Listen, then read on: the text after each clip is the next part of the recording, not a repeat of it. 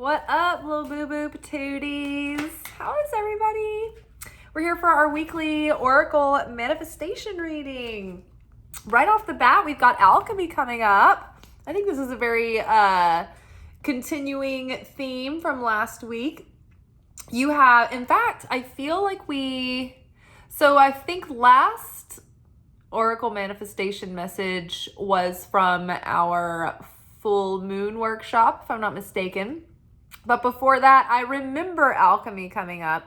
And that whole week, our message was like saying that our manifestations, our blessings are going to be, well, I don't want to say blessings, because our grace and the blessings that we have from Creator are more than we can earn and more than we deserve. However, I do feel that we sort of like do this work in ourselves, and that unblocks things so that the timing in our life can allow for things to come through. There might be blessings that aren't coming through yet because there's maybe something that we need to learn or evolve or grow about ourselves before we can receive that blessing. And so like when we're in happiness and joy and like comfort and fulfillment, that's not usually when we are growing and evolving and changing. That is why life so generously offers us irritation and pain and challenge and difficulty, because that is usually the thing that makes our soul broken and hungry enough to want to become more like the Creator, to want to let go of our pain, to want to let go of grudges and fears and self-doubt and the things that hold us down, because we're just finally fed up and we can't take the discomfort of our darkness anymore. The discomfort of the discipline of change seems better than the discomfort of suffering in the same kind of cycle.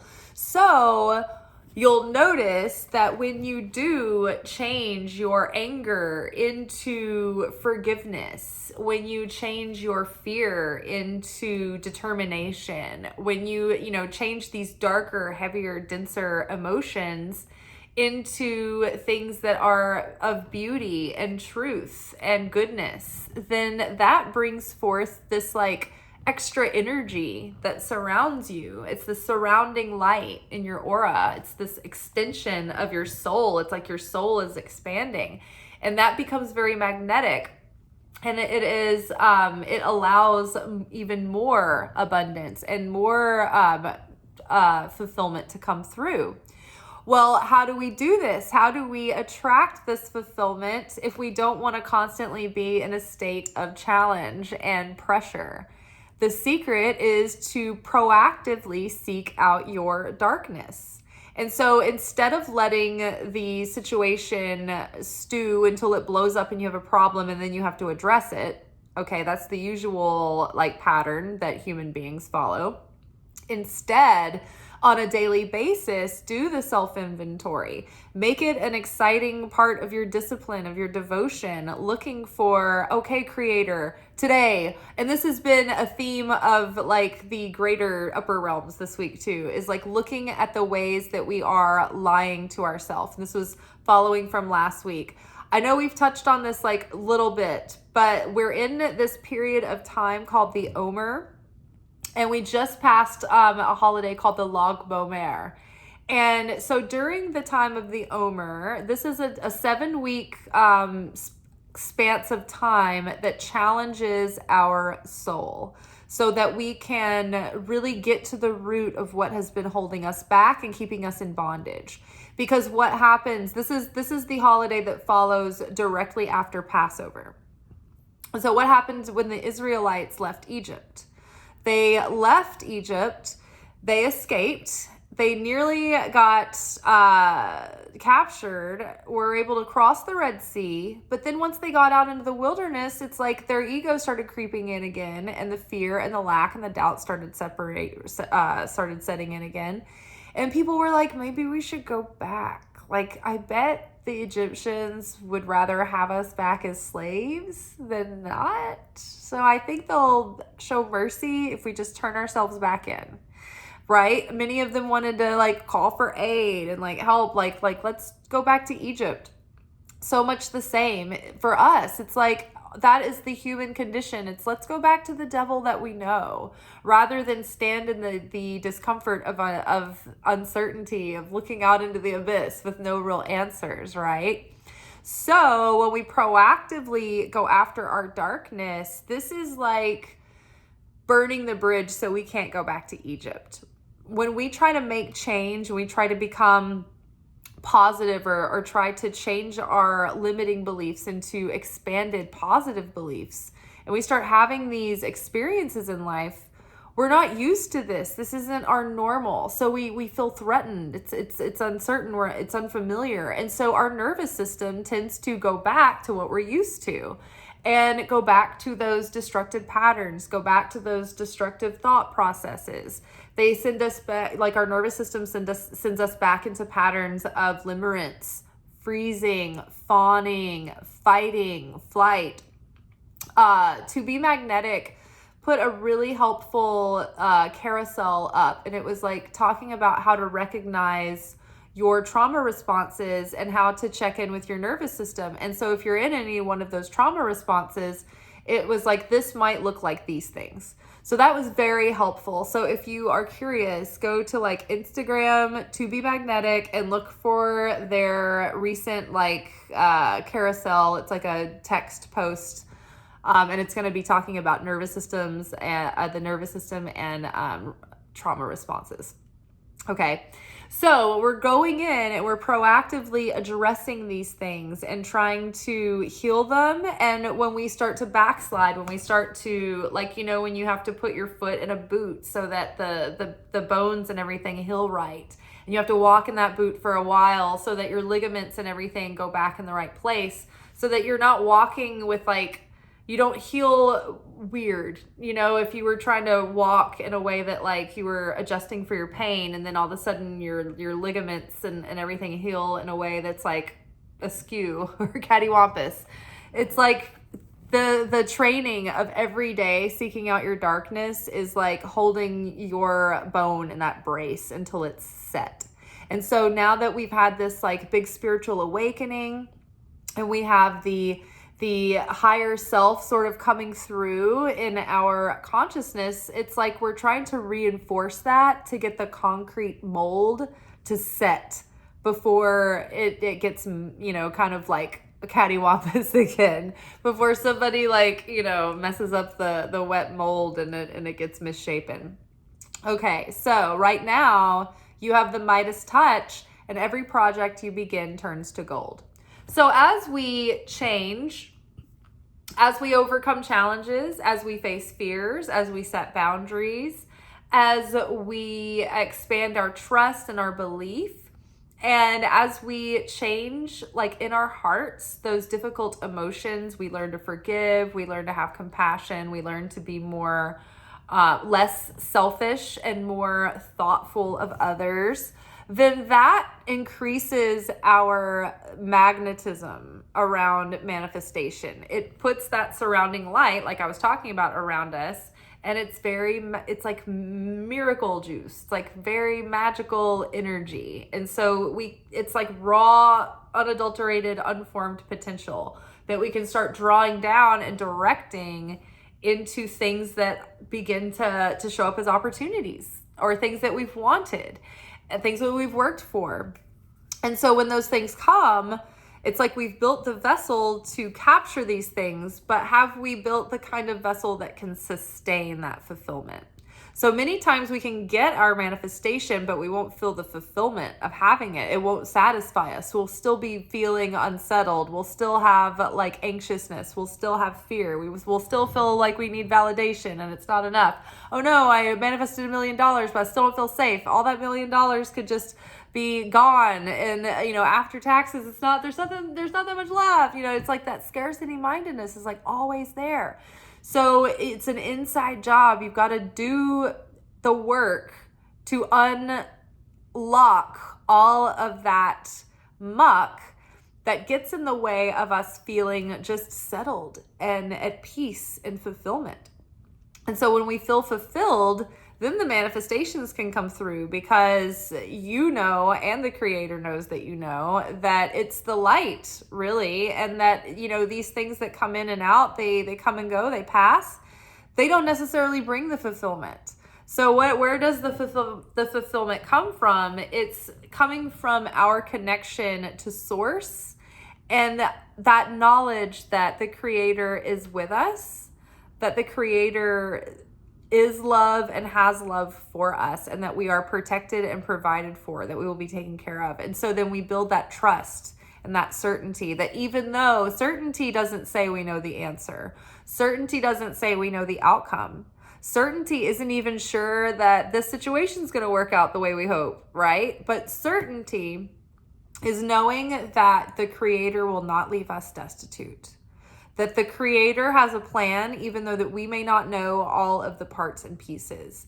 And that the higher the vibration that we stay in, the more calm and the more we can trust the creator by choice through the situation, even if we're white knuckling it through like nausea and fear, then beautiful, magical, miraculous things can happen in that situation. It's like you activate the creator's omnipresence within all things. And it's like everything is just kind of set up as a simulation. And as soon as you kind of become awakened to that realization, yet again, we're so forgetful, then it's like you turn it on, and then the situation almost starts like ironing itself out. So crazy, like every time. So long story short, look for your weaknesses and your shortcomings and ways you can be stronger and more giving and more loving and more focused and more diligent. Look at all those ways that you can improve every day, and never think of yourself as flawed or broken in a negative way. It's like we're all here, and the purpose of us is to be flawed and broken and, you know, change and evolve. And so that's perfect, right? We don't have to be ashamed about that. And we don't have to pretend to be on a pedestal of perfection when we're not either. It's okay to be, you know, a little bit, you know, smudged with some dings. It's perfectly fine. It's the whole point of being here is the process. It's not the arrival. Okay. Let's see. What else do we need to know for our manifestations this week? Just doing lots of that inner work. Oh my gosh, self-forgiveness. So let go of old guilt and remember that you're God's perfect child. Well, I do remember from our Lunation workshop, if you guys haven't watched the full moon workshop, it was very helpful. It was very helpful. It was very direct. It was very tough love. But what was very hopeful about the message as a whole was that the main problem that we are facing right now that is blocking us it was very clear. It is feelings of low self-worth and a low sense of deservingness. And so those two things are usually tied to guilt or shame. And many times guilt and shame are connected to our mother wounds. How did the mother wound in the family affects the way that we feel about ourselves, whereas the father wound kind of affects the way we think and how we act. The mother wound is more about our perceptions and how we feel about ourselves. And so that has a lot of effect on our self-worth. If we feel guilty, then we feel like, oh, I can't accept that. I feel too guilty. Like, oh, I can't accept, you know, don't pay me for helping you move, or, you know, don't go out of your way. Like, oh, you don't have to help me. I can get it on my own. Like, I can lift all of these things by myself. I feel bad. You don't want to do, you know what I mean? Like that you can't receive if you're carrying around guilt. And how many of us are carrying around guilt and we haven't even done anything, right? Let alone shame for the things that we know we've done that we regret. So yeah, we've got to let that go. We've got to let it go. We've got to stop carrying it around. We've got to stop beating ourselves up for the past. We have to stop beating ourselves up for the future that we don't have, for the present that we don't have yet. And we need to accept ourselves. One thing that I really love about this show, The Chosen, I've been watching The Chosen, and if you haven't seen it, it's a show that's really well made. It's about Jesus and how he came to meet each disciple and their journey through the New Testament.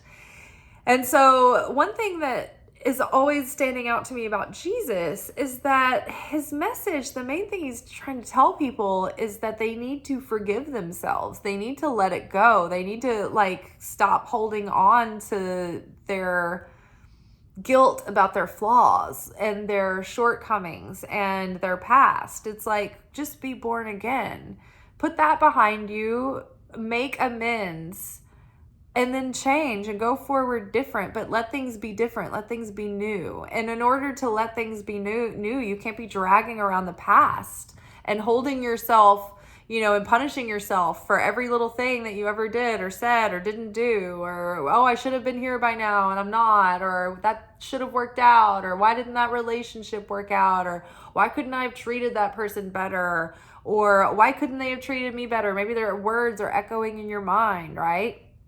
And that maybe they projected something on you and you took that on, and then maybe it wasn't even true. So we need to forgive ourselves. And if you need to do a ceremony around it, like a ritual to help you really feel the passage of it, and if you need a physical marker to help you leave the past behind, then I really highly recommend going and baptizing yourself. You can just do it yourself. You don't need an ordained preacher or a rabbi or anybody else to do it for you. I don't even know mikvahs. Jewish people, they do their own baptisms. They do mikvahs where they submerge themselves. And so I love a mikvah. And I love to go do this in a natural body of water. You can do it at a lake. You can do it in a river. You can do it at a swimming hole, wherever you can find where you can submerge yourself. But I like to do the mikvah version where you submerge yourself at least 3 times, and you have to completely be surrounded by water and floating like a baby in a womb. And you stay underwater for 10 seconds in each of those submersions. And there's different Kabbalistic meditations that you can do while you're underneath. But you're letting go. Releasing the past, releasing the heaviness in your heart. You're washing the old identity away. And when you come out of that water, you're being reborn out of the water of the mother. So self-forgiveness, let go of old guilt, and remember that you're God's perfect child. So the spiritual work, the spiritual assignment, the more magical you will become, depends on you can just forgive yourself. So the more that you can forgive yourself, the more magical you will become. Okay. Good news. I feel a lot of journaling might be on the table for you guys. Oh my gosh, speaking of, okay, I should mention this. So I talk about the 2B magnetic work all the time. They're the website where you can have a membership, and they have all of these workshops for each of the major areas of your life. Unblock love, unblock money, unblock inner child, unblock shadow, how to manifest. Let's see what else. There's leveling up, rock bottom, in a rut. There are workshops that are in depth that will address kind of any of your major archetypal life stitches that you need to kind of clear the way for. So these workshops are designed in such a way that you're doing the inner work, you're doing the spiritual work and the psychological work. You are journaling, you're doing these self-hypnotic meditations, and those are all within the website. And then there's also monthly calls where they talk about frequently asked questions, or you can write your questions in. There's a whole library of DIs, which are called deep imaginings, which those are the self-hypnotic meditations that you go into, and they help you rewrite your nervous system. And so you're rewriting your subconscious, you're doing all the healing work that you would be with a psychologist, except in the meantime, you can do it at your own pace. It's very comfortable, very, very cute website, very nice. And it's like $30 a month, but they're having their biggest sale of the year right now. So follow my affiliate link and go to their website and you can sign up. But the reason why we're doing it right now is not because they're having the biggest sale of the year, because I think my link gives you a 15% off discount, but just use my link to go, and then your visit to the website will count for me.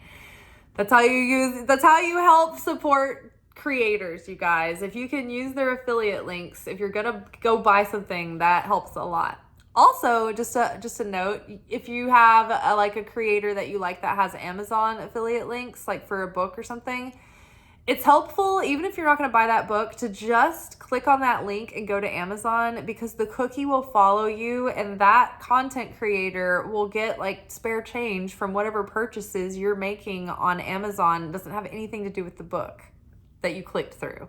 So anything that gets you to Amazon, that affiliate can get money from anything that you buy. It doesn't cost you anything extra. It's just like from Amazon. So I used to have Amazon affiliate links under my videos, but it was like I hadn't had enough audience to generate the traffic to maintain that status.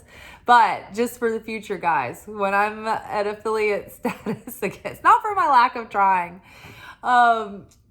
Then that's how you can help people. That's another way you can support content creators without spending a dime. Okay, so the To Be Magnetic. They're having their summer challenge, which is their unblocking challenge. And the unblocking challenge serves to get to the root of your core wound. It is the root of every belief and secondary thought after that keeps you blocked and stuck. So this is how you dig in and you find, okay, what is that hidden belief that is keeping me frozen? What is that self-defeatism that's coming up that you can't see, right? There's all of this work is designed to bring those things out into your attention so you can have these revelations and like realizations. Incredible work. And so after the fact, after you have these realizations and you start to rewrite your neural pathways, you start manifesting things. The alchemy, the self-forgiveness. It's like, it's like, hey, don't forget to tell them about the To Be Magnetic unblocking challenge. So yes, I would highly suggest signing up for To Be Magnetic. You're locked in for the year. You have to commit to the whole year, but I've never regretted paying for that. Not once. Okay, so back to our discussion. So if you want something like as a practice or like a structured thing to do the work within, that is a really great way to do it. All right, what is our next card?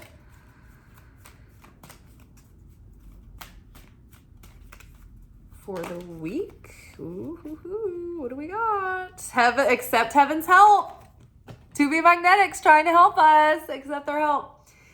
You've prayed for help, so get out of the way and let heaven help you. I think that I pay like $20 a month for To Be Magnetic because I used a 15% off discount one time too, and so that I think that it comes to about that. So just FYI. So you've prayed for help, so get out of the way and let heaven help you. This actually came up with this card, whenever our last Oracle manifestation reading was. Unbelievable. It's so crazy when like cards come out week after week, grouped together. There are cards in this deck I've never even seen because it's always like, it's very like, this deck is very like one track mind. So our prayers are being heard and they are being answered. So we just need to stop micromanaging the universe and stop trying to control everything. And so some of that is just going to be like radically accepting when sometimes the plan changes, or sometimes something falls through, or sometimes something's up in the air, or sometimes we have to take a little bit of a risk. We don't know if it's all going to work out, but then everything falls into place. So just trust, go through life operating right now under the assumption that heaven is helping you and that parts and pieces are moving behind the scenes. You don't know what that means, so don't go spending a bunch of money assuming that something specific is going to happen that's going to give you this money that you're banking on, right? Don't count your chickens before you hatch. I have this like signed autograph by this guy who played this character Sinbad. His name's John Philip something or another. And in character, he writes in his autograph to trust Allah, but tie up your camel. It's like, yeah, that's so perfect. It's like trust in Allah, but tie up your camel. It's like trust God, but also like don't be an idiot. Don't be an asshole. Don't be that person who leaves your keys in the car with the ignition running as you go into the gas station. Like you're asking for your car to get stolen. So you've prayed for heaven's help. Get out of the way. Let heaven help you. Yay. Help is on the way. Good things are coming. But yeah, just keep, doing good. Keep doing your best. Stay on track and on path, and try not to just keep looking over your shoulder is the thing. It's like, keep doing what you're doing. Don't give up now. Don't rest on your laurels, but you can relax the hypervigilance and stop being like thinking that everything is like about to blow up. Like the worst is behind us. Good things are on the horizon. And heaven is helping us, and our prayers have been heard and they're being answered. Okay, let's get one last card to send us on our way for the week. Tranquility. How did I feel this card was going to come out? So make time to relax, be still, and enjoy solitude, indulging in much needed care. This was pretty much me yesterday. I could take this every day. Every day I need rest. Every day I need to recharge. But I love this. To me, this feels like a lesson that's been close to me this week. And I think that we learned it together at some point over the last 7 days or so. But it was a lesson from my daily Zohar classes that I take. And so if you're interested in that, the Kabbalah Center, KabbalahCenter.com, you can make yourself a free account by just like putting in your email. And you can download their app, but they have a tab called Daily Zohar. And if you click on that tab, you'll see that there's a new video for each day, and each day has a daily Zohar lesson. And the Zohar is the interpretation of the Torah that is like the deepest, like most spiritual and like esoteric level of interpretation. We talk about the orchard, right? So this is the deepest level of interpretation. This is telling you all like the far out, like spiritual, like secrets and stuff.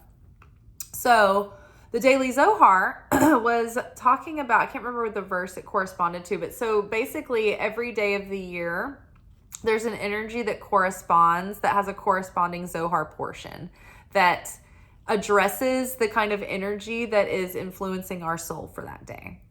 And so a few days ago, the verse, the passage from the Bible that the commentary was about the sixth year and letting the land lie fallow and trusting in the sixth year of the harvest of the sixth year. And so it makes me think of like Six of Pentacles and Seven of Pentacles, where basically in Hebrew tradition, they would let on the seventh year, and 7 cycles are always very important. They're very spiritual. So on the 7th year, as in the 7th day that he rested, they will let the land also rest and lie fallow. Now, this was difficult for the farmers because they didn't have like multiple fields, and they were just like, I've got plenty of land. I'm gonna work my other fields, my other farm this year, and this is my extra, farm that I have for when it's the land, let the land lie fallow year. No, It's a risk. You had to be, prepared, and you had to take that risk. And it was a big ask, just as it was in the show, The Chosen. It was a big deal in the very first episode, like how people would be working on Shabbat when you weren't. It was a huge no. Don't work on Shabbat. You're disrespecting the Creator, because the Creator valued rest and the Creator rested. So are you thinking that you're stronger and more capable and more powerful and in control than the Creator? Do you think that everything depends on you? So the day of the Sabbath is for our rest and tranquility. But it's also to demonstrate trust in the Creator, that day's wage will be provided for. That day's bread will come. That manna for the day is going to be there. And so it's like trusting in that sixth year. So the sixth year, so if you have to let the land lie fallow, which means that you're not planting seeds in that land that year, you're letting the soil rest. So that would mean that in the sixth year, your crop has to yield 3 times as much as any given single year, because that crop has to cover the first year, the sixth year that you're living in. It has to cover the next year while the land is resting. And then you need food for the third year after that, for the 8th year, while the seeds and everything are starting over again, right? You don't have mature plants anymore. So trusting in that 6th year, the 6 of Pentacles is the card of the unexpected windfall, right? The unexpected money or charity or something coming in that was an unexpected bonus. Well, those bonuses are there for a reason, right? You know how it feels like when you get extra and then you like end up having a loss right after that. You're like, why does it always just even out? I can never get ahead, right? You never know when it was that 6th year coming in trying to save you for something that's about to happen that you don't know about.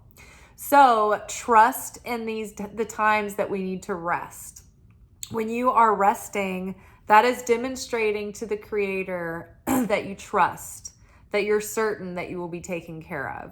That's demonstrating faith, knowing that heaven is going to help you and bring you what you need. It's also a very powerful step in manifestation to let go and release and stop obsessively trying to force your manifestation to happen. You have to, that's kind of like the last step. You have to let go and you have to practice non-attachment in order for your manifestation to finally come through. And so this card, it's like literally saying you need rest and you need self-care, and that is true, and we do. But also on a deeper level, this is like saying, we've heard your prayers. Now just let go a little bit. And you don't have to try so hard. You don't have to force this to happen. Timing is at play too. There are other human beings involved, because everything in this life involves other human beings that also have a free will and a process, and there's time and space. So just chill. Enjoy this moment. Know that your prayers are being answered. Have that trust and that certainty and that excitement. And then start talking out loud about all the things that you're grateful for. Speak it out loud. Declare it. Just ruminate in how much you're thankful for things. And they can be so small. The other day, I was reminded, I need to practice gratitude out loud. And I just looked around and I was like, I just need something easy. And I was like, you know what? I love my coffee mugs. They're so cute. They make me feel so happy. And it's something small, but I just love that I have really nailed and dialed in my coffee mug collection. Not only do I have cute ones that are on the counter that I see, but I have plenty in my cabinet that are all amazing. And I've gotten rid of all the old ugly ones that I didn't want. And it's just amazing. And so I just basically talked about that to myself in my kitchen for a couple of minutes. Not even a couple of minutes, just like enough to be like, I love my coffee mugs. I went on a jog. I was planning rigidly to run in another direction. It was going to be a longer path. And then I decided, based on nothing more than there's more hot guys that live that way, I'm going to run that way then. Just had a feeling that there's something waiting for me there. Follow my bliss. It's simple. I was adaptable. I wasn't trying to control the universe. Lo and behold, somebody had discarded a bunch of things and put them on the side of the road. Two of those being some pretty sturdy wooden chairs. And I've been wanting a couple of chairs to build out a kit to be able to throw up like a pop-up reading situation. And you think like, oh, this is easy. I'll just go out and do this one day. And it's like, no, it's not that easy. You need like chairs. You need a table. You need a tablecloth. You need a thing to like, you need paperweights to hold everything, all the cards down. You need something to process people's payments with. You need like, okay, now you need a cart to like drag all this stuff wherever you're going. You can't exactly start setting up and then like leave it all because you're abandoning your stuff. And there's nobody else there. So see how it snowballs. Things just snowball out of control. So I was not rigid about my plan, and I decided to get out of my own way and listen to like the tiniest little ping to like go in that direction. And I got 2 chairs. Great. That saved me a lot of money trying to buy chairs or trying to go around and try to thrift a couple of like cheap, chairs. It was like, oh wow, I saved so much time and money. I just wanted those chairs, gave it up, was totally non-attached, let it work itself out. It wasn't anything urgent. Lo and behold, one day, all the planets aligned for these chairs to be on the side of the road. And I was like, oh my God. And so I'm like, I'm going to go get those chairs, name it and claim it. I decided to keep jogging and keep taking the longer path since I was already on the shorter one anyway.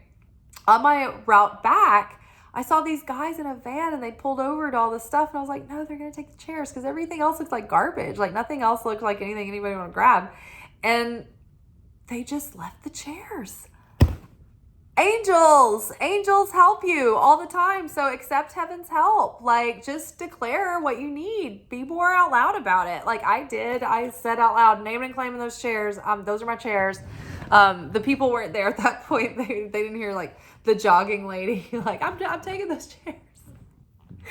But you know what I mean, right?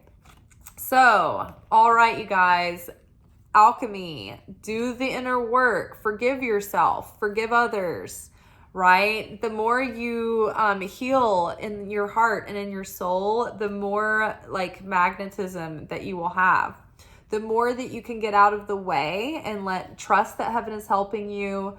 Just let heaven lead, be adaptable to like pay attention to the signs and the very subtle feelings that you might be getting that might be leading you in an unexpected direction, that might take you being a little bit flexible and a little bit curious and a little bit lackadaisical, right?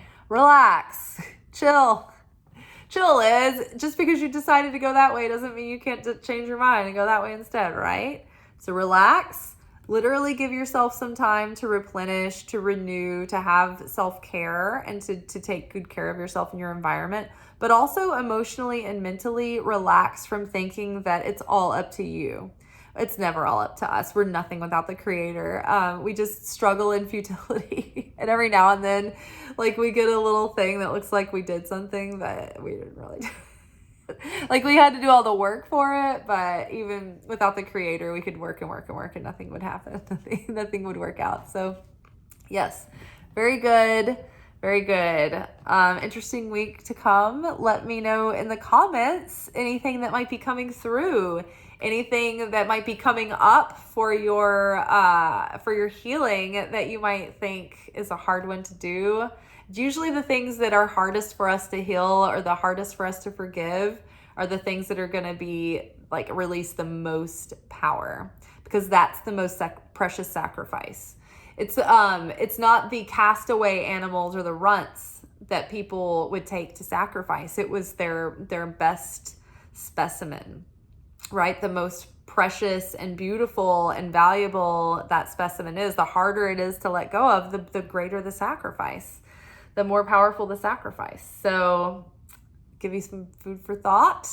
And we will be back together tomorrow for our midweek alchemy message, where we dive into our spiritual lessons. And I'll post that video. I make these videos after work at night, and so they get posted late. But if you want a head start to get the message, then you can follow me on Instagram at Liz_Taylor_Magick. And midday, I will post our reading with a blog and a photo. And the photo has like layered meaning as well, so you can enjoy that. And yeah, until then, adieu.